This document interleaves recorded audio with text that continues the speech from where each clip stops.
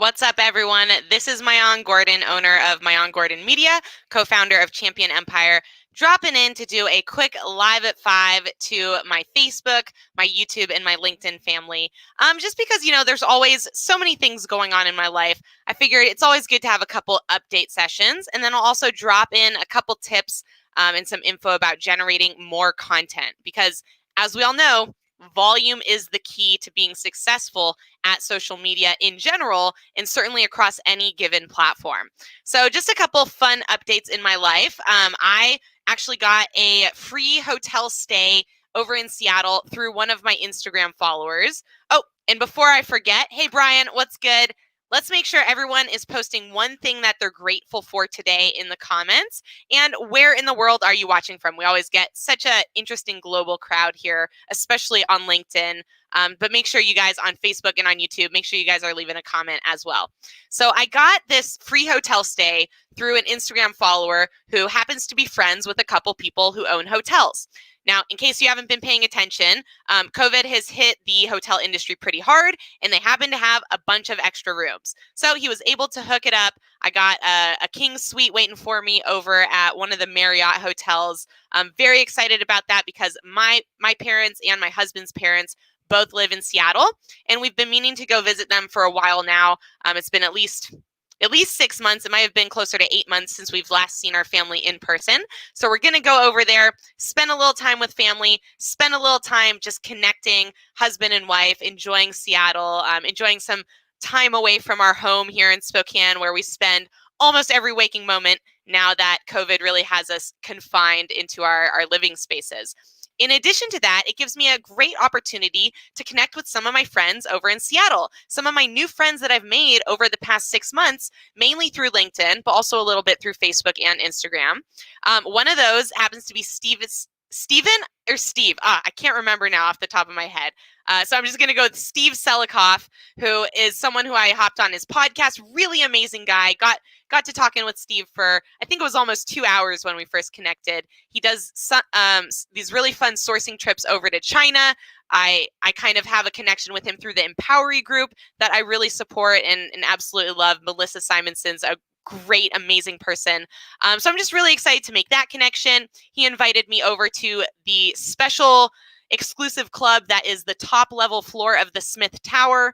The Smith Tower is the tallest skyscraper building in Seattle, Washington. I've never been to the top of it. Very excited to get that opportunity as well. And if you're watching this and you happen to live in Seattle, I would love to connect with you over a cup of coffee. I know that we're all trying to stay very safe with COVID, but personally, I feel pretty safe wearing a mask, going out to a cup of coffee or having, a meal at a restaurant. They're doing a really, really phenomenal job, I think, of keeping everything really clean. So hit me up if you're over in Seattle. I'd love to connect with you while I'm over there. That's going to be the weekend of August 29th through September 1st.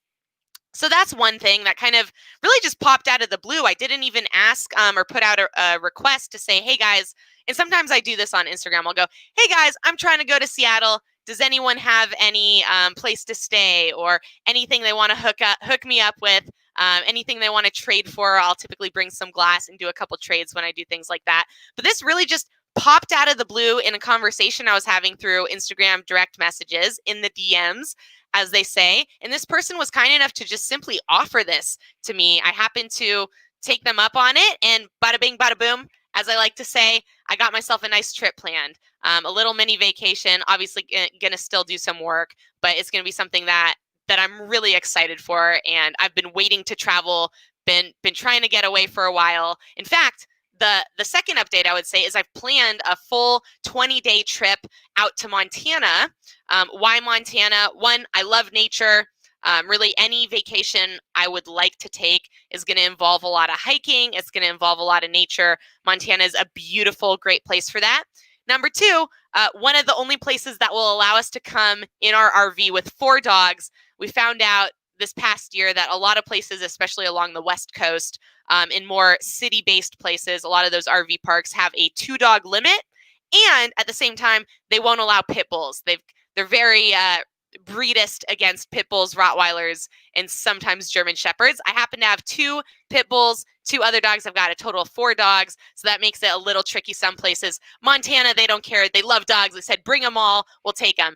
So that makes it a really ideal spot for us to go take a nature-based vacation for 20 days. I am so excited about this. Going to really, I'd say, disconnect from the internet while at the same time being fully connected. Now, how is that possible? Because I have an amazing virtual assistant, probably going to be hiring another virtual assistant this next month. And while I'm going to be offline for most of the day, I will kind of either go into Missoula, or they said that they have Wi-Fi at the restaurant in the RV park. We'll see if that Wi-Fi is strong enough to actually be able for me to work on it. If not, I'll just go into Missoula. It's about a 30-minute drive, probably hang out there for 1 or 2 hours a day. And I'm going to manage and lead those virtual assistants in terms of all the content that I want posted, in terms of the strategy and the implementation that I want to happen that day in the goals for that week. So I'm still going to be able to produce and distribute content at the same level, or possibly even higher, as I add a second virtual assistant than I would normally. And for me, that's very, very exciting, because I don't want to go on a vacation and lose momentum that I've built. I don't want to go on a vacation and feel like I'm taking 2 steps backwards just to be able to enjoy something that I really want to enjoy. And this is one of the first times ever in my life where I'm going to be able to move forward at the same time that I'm taking a step back to take a break. And that's just really exciting for me, because any other vacation I've ever taken, I've suffered from financially or in terms of my business momentum, because I wasn't putting as much energy and effort out personally into those social media platforms. So this brings me to, how can you produce more content? I think there's 2 general strategies, both of which I'm implementing, and really the second one just starting to implement. One is through having employees or virtual assistants who are helping you execute on social media. I think this is a really valuable thing. A lot of you, if you feel like you're already successful and you have an extra $1,000, $2,000 a month that you could invest into your business, into your mental health and happiness, I think it's completely worth it. Outside of the business benefits, it is great to get hours of your day back every single day. It's like getting days, weeks, and years back to your life. It's a great investment because your time is the most valuable thing. And would you rather have extra days to your life, or would you rather have extra dollars? I'll pick days almost every time. And so I think that's one thing that a lot of people should start thinking about. How could I onboard a virtual assistant? How could I onboard a new employee? You guys don't have to make the huge investment of going full-time all at once. Start with 1 hour per week, 1 hour once a week, where someone is helping you with your social media, and see what type of impact that starts to have, not only in you getting time back, but in you being able to produce more content. Again, if that one hour per week, someone was producing 10 pieces of content, because their Twitter posts, their Instagram posts, like someone could very conceivably produce 10 pieces of content in a single hour, especially if that's kind of their skill set. Now you have 10 extra pieces of content to post throughout that week. That, for a lot of you, is doubling what you're already doing. That would be massive for even if you spent $30 on that single hour, $50 for someone who's super, super qualified on that single hour, to double the amount of content you're producing on a weekly basis might be a worthwhile investment, especially if it takes some of the stress off of you feeling like you have to post content and create new content every single day. If you're feeling that pressure, I mean, what is that happiness and that, freedom from that stress really worth to you? Oh, what's up? We got a couple people watching in besides Brian. What's good, Jordan? Great to see you. What's good, Damon and Adam? Adam says, if I ever come out to Central New York, you've got access to a camp I could stay at. Awesome. Absolutely, you guys. See, being good at delivering value has so many benefits that oftentimes you can't predict. When I started trying to produce a lot more value through social media, it was not with the intention to get things from people. But that just happens to be a benefit, is people offer me, stays. They offer me meals. They offer me cool stuff. I've gotten a bunch of free stuff in terms of shirts, in terms of water bottles. Thank you, Infuse. And in terms of all sorts of other things, custom orthotics, which I'm wearing every single day from footdoctororthotics.com. Got to shout them out. Super comfy. There's a lot of benefits that come with putting out value into the world, because people either feel like you've already given them something, and they almost feel like they owe you giving something back to you, which of course they don't. I get the value of actually getting to help people. That's where putting out value for me has immediate return, is knowing that it helped make someone's life better, and that someone lives in the same universe and world as me, and therefore it's going to make my life better. I don't know about you guys, but it's really not a whole lot of fun, for example, to go on a vacation and everyone's grumpy. It's way more fun when you go on vacation and everyone's having a good time. It makes you have a better time. And I think that concept applies to absolutely every single place in the world. It's not really a lot of fun to go into work when your coworkers are complaining all the time and they're unhappy and upset. It actually is a ton of fun and can make a job that normally wouldn't be fun super exciting when you go into work and the ecosystem and the environment is everyone's excited, everyone's pumped up, encouraging each other. And so that's part of why I believe so much in creating value and putting it out there to as many people as I possibly can, is it's directly in my own self-interest. Like, I would like to experience joy and happiness in this world. And that requires that other people feel that joy and happiness, not just me. I can't be hogging all the happiness to myself. It doesn't work that way. So I would encourage you guys to think about value as something that really benefits you through benefiting others in that kind of sense. What's up, Damon? You were in Spokane last week. Yeah, gotta hit me up next time. If you guys are ever in Spokane, I would love to, treat you out to a meal, love to just get to know you a little bit better, take you to one of our beautiful parks or one of our beautiful hikes. We have so many great places to hike around the city that are directly in the city. It's a really cool place to be. So outside of hiring a virtual assistant or an employee to help you produce more content, one thing, and this is the newer thing that I'm implementing, is really having a system around both the creation and the distribution. So I am actually going to be going with the Garyvee content model. If you're not familiar with the Garyvee content model, Google search it, 86 slide deck will pop up that you can kind of go through. It's completely for free. And basically it centers around the idea of having pillars of content from which you produce micro content and distribute across the platforms that like that type of micro content. So that's what I'm working on, getting the infrastructure set up for now. And I'll tell you guys, it's a lot of work to set up. It is. It's a lot of work to set up, creating all the categories of the content that you're going to produce, creating and kind of organizing all the platforms that you want to distribute it across. And then also, maybe figuring out one or two tools that are going to help you. So 2 tools that I'm looking at right now, one is called Hootsuite, the other is called Buffer. And I'm looking at those so that I can post the content at the ideal times to maximize the reach and maximize the value in which I'm delivering that content. It also, again, just streamlines the process. So instead of producing one piece of micro content and then saying, okay, let me go to Instagram, post it, Okay, now let me go to Twitter, post it, I can upload that content really into one centralized place, customize all of the captions, all of the tags, customize everything about the post other than the main piece of content, which is going to be the same across a lot of those platforms. And once you do that, you're able to distribute your content to a lot more platforms. Now, I can tell you guys, as someone who's highly efficient, really hustles hard, I still am only able to, by myself, without any of these tools or any of this infrastructure, post on 3 to 4 platforms maximum per day. Now, what this whole new infrastructure and what the content model allows you to do is go from 4 platforms to 10 or 20 platforms. So within the next 2 months, I will be posting on a daily basis across between 10 and 20 different platforms.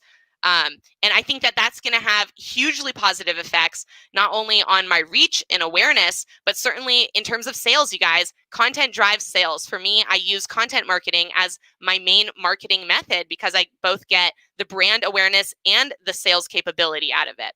Now, to be able to do that, to double, triple, quadruple that within a 2-3 month period of time, for me, that's massively exciting. And I can't wait to see what the results are.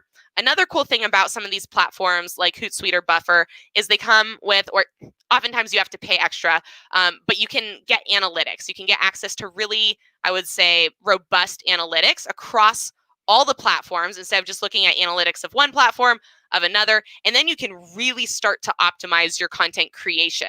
So it's a back and forth play in terms of being able to optimize, but I'm really excited about it, and I can't wait to tell you guys as I'm going through this journey what's working for me, what's not working for me. So as I learn, you guys are going to learn, because I love sharing everything that I possibly can with you guys. Again, as wonderful as it is for me to tell you the insights, the secrets, the experiences that I have, only 10% of you are going to actually copy me and listen to the advice I give, because it's really hard. Even setting up this whole system with a virtual assistant, with tools, requires a massive amount of work and contribution on my part as the leader and as the thought leader, especially as the creative. And it requires a ton of time. I've spent probably 15 hours in the last 3 days working on this whole thing. And there's certainly going to be many, many more hours to come. It doesn't, what I'm not getting is easier and less work. What I'm getting is more output. And the reason for that is I love the work that I do. I'm not interested necessarily to work less. I am interested to produce more value to more people. And to do that requires a lot of times extra work on, especially on the upfront portion of it. Now, will at some point I have to do less work? Hopefully, yes, that's the idea. As I incorporate more people into my business, as I have more processes and systems set up that allow everything to be streamlined while at the same time being monitored and holding people accountable to their roles, at some point I have to do less work. That's great, especially as I bring up leaders, as I turn my virtual assistants into leaders themselves who can lead other virtual assistants. Then I don't have to do that leading. Maybe instead of managing 10 people, I get to manage 1 or 2 or 3 people in a way where I really trust what they're doing, and I see the experience in the effort that they've put in. So even though I'm monitoring it, it's requiring very little attention and effort on my part. What's good? We got a couple more people in the house. Justin, who says buffer rocks. Justin, if you don't mind posting, if you're still watching, how many platforms do you use Buffer to post to? And how many platforms are you on total? Let's see. We got Adam, who says he could use help making films all in time. Absolutely. So the great thing about virtual assistants is you can source them and find them with the particular skill sets that you're interested in. So you could find a virtual assistant who's already has skill sets at editing videos. You can find a virtual assistant who already has experience writing articles or blog posts. I think that's one of the keys to finding a good virtual assistant, is figuring out what exactly am I going to have them do, and what skill sets do they need to accomplish those doings or those actions with a high level of let's say, value to them. Because again, how you determine value is going to be very different based on your business, based on your tastes, based on your strategies, based on your outlook on things. So what one person might think is a good virtual assistant, another person is not, because they want something completely different. So the first point to hiring a virtual assistant, really any employee, is self-awareness on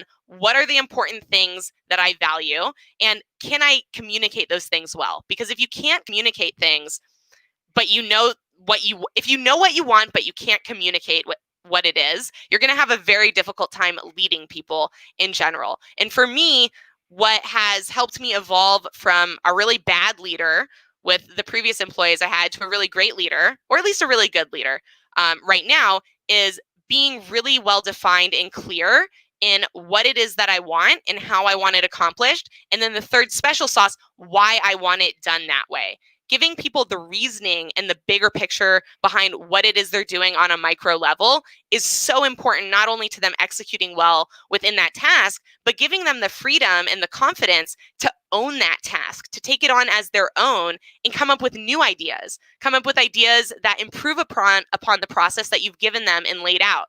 Because we will only ever be so good if we're only using one brain. If we have 10 people on a team, all 10 of those people should be contributing to ideas, to the innovation, to the creation of what you're trying to build as a company and as a team. If you're only relying on one person to lead the way, and for that one singular person to have all the ideas, it's just not going to be as good as if other people understand the goal, that the directive that everyone is involved in, and they can come up with their own ideas to contribute as well. Let's see, we got Zohaib says, I'm setting up a new business and need help marketing. What do you do first? What a great generalized question. So again, I think that really first comes down, what do you need to do first? You need to map out what are your goals with marketing. Like, why are you marketing? Is it to drive brand awareness? Is it to drive sales? Both, if both, which one is more important in the immediate future? Which one is more important in the long-term future? Kind of mapping out some short-term goals and some long-term goals. And then making sure that your marketing efforts are pointing to both of those goals, both short-term and long-term. Now, after you figure out some of the goals, then it's figuring out, okay, which of these platforms is most likely to help me achieve those goals? And again, you're going to have different opinions based on what you've seen other people do on those platforms. And the thing to remember with marketing, you never come up with a perfect marketing plan and it just works. Marketing is largely based on reactiveness. It's how quickly can you react to the data that you're getting and then be able to switch up, pivot, and lean into what's working. That's what makes a really great marketer. It's not coming up with a great plan. It's reacting to the results of your plan very quickly and very effectively. That's what makes great marketing, in my opinion, you guys. So it's really coming up with a generalized plan that makes sense towards your goals and executing right away at a volume that allows you to gather data, which then allows you to optimize. And then it just becomes a continual process of optimization. So he says sales first and brand next. So map out what are the sales platforms you can use. The sales platforms are mostly going to be advertising platforms, Facebook ads, Instagram ads, Google AdWords. Look into what other ones are available. In terms of brand marketing, that's going to be organic growth, typically on, TikTok's great. It's got a ton of reach. Instagram Reels, Triller, Twitter. Those are all great platforms. LinkedIn. So map out the platforms, pick the best ones, and pick the best one to start executing with first. If you're a single person team, it's going to be very hard to implement multiple new platforms at one time. It's going to be much easier to go with one platform, really get that platform nailed down, and then think about other platforms. Let's see, Justin says, I'm on everything, but I use Twitter and LinkedIn the most. But so when you say everything, give me a number, Justin. I don't believe you. You're on 20, 40, 50 platforms. There's way more platforms than people think of when they say everything. So let me know a number as to how many platforms you're on, because I'm very curious what you think everything is. Buffer has been most helpful, I think, for finding optimal post times. I've used it for posting on every network except Instagram, since it's notoriously closed-walled. Awesome. Yeah. So I think, there's a couple core platforms, right? There's maybe 5 or 6 core platforms, but there's actually way, way more platforms than that. So there's article-based platforms. There are forum-based platforms. There are question and answer-based platforms. These are not typically known as social media platforms, but are excellent places to market. And those are kind of the places that I'm going to be diving into. Quora, Medium. Let me read a couple other ones that I wrote down for you guys. Scoop It. You guys look up these different platforms. They have a huge potential, especially I think if you're in a B2B space. These are some platforms that can really move the needle because the competition is way less, and people are really going there for information. And once you give them information that's valuable to them, you're able to build a huge amount of trust out of it. Okay, let's see. Find in the document here that I have set up. I've got a bunch of documents open that I've been working on today. So, okay. Other platforms that you guys could go on. So Reddit is one that I think is really underutilized. Reddit's a great platform.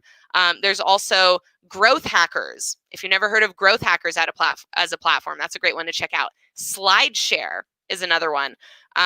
There's a bunch like that you maybe have never heard of. Flipboard, Listly. These are all different platforms where you can distribute content that you've already created to get a much wider reach. I mean, if you guys have already taken the time to produce a piece of content, why not take the couple clicks of a button it takes to distribute that to many more platforms? So of course, that requires infrastructure of building out these lists of platforms, signing up for all the platforms, familiarizing yourself with all the platforms, spending 20, 30 minutes, an hour long, depending on the complexity of the platform, to understand, how does this platform even work?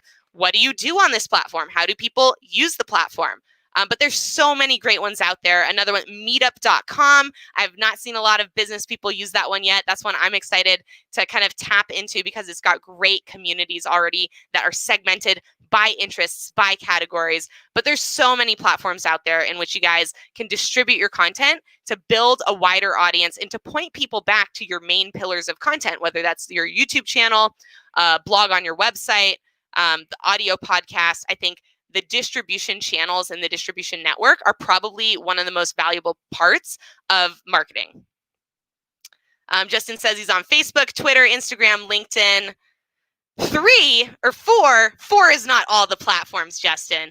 Yeah, so 4 can be all the platforms that you're on right now, but there's way more opportunity to get out into more places, especially places that might be very, very directly related to the service or the product that you're trying to sell. Let's see. He also agrees that Reddit is very slept on.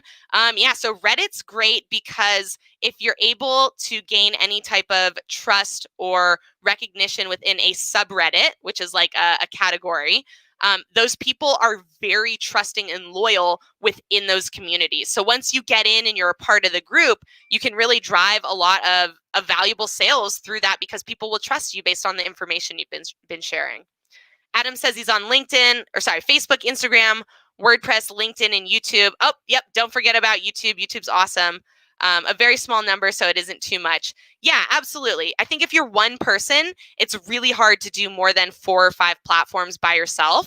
If you have an employee or a virtual assistant or someone else helping you, I think that's part of the unlock that allows you to go from 4 or 5 platforms to 10 or 20 platforms. So just wanted to share some tips, some thoughts, some info on what's going on in my life, on the things that get me excited and the things that I'm focused on. If you guys have any questions, feel free to reach out to me through Facebook, through LinkedIn. Those are the 2 best ways. You can also reach me on Instagram at Maayan Gordon Media. Send me a DM. I'll be sure to get back to you. But I hope you guys learned a little bit of something tonight. I hope you gained a little bit of a new perspective. And if you did, it would mean a lot to me if you would share this post or even just tag someone in the comments. That way we can get this useful information out to more people, and hopefully it helps change someone's business, change someone's life. I really appreciate you guys, and I hope to see you again.